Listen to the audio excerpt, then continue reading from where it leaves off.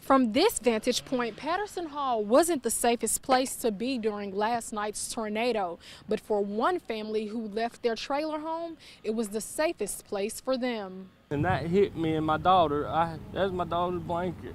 This father was out the morning after the storm looking for his wallet on Jacksonville State's campus. He is not a student, but it's where he, his 9 and 2-year-old daughters, newborn son, and wife ended up when the storm hit.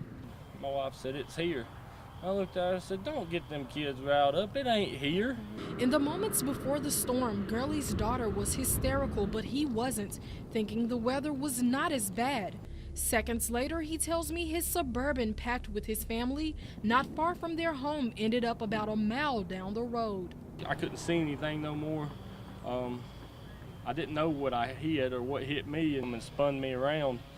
And that's when I knew I was in the tornado, right here. And I was trying to hold the pillow over everybody, and then so we started screaming, and my dad told us to get out, so we started running to the building. I turned around at that point, and I put my hands over my baby's face. Gurley's children and wife ran from the truck and hid under this awning. I had my 2-year-old, and I heard him calling me for a minute.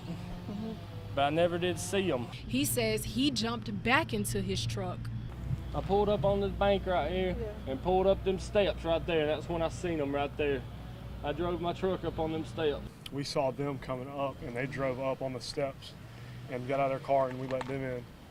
Christian Edwards, who is from Hartselle, and Brett Walton are both JSU baseball players. The storm hit while students were on spring break, so Patterson Hall was empty. But baseball players were in spring practice, and Edwards and Walton were the only two inside Patterson Hall. We wouldn't have made it. We wouldn't have. As soon as them alarms go off, or if you know that there's one coming, don't wait. Reporting in Jacksonville, Christina Ellsworth, WZDX News.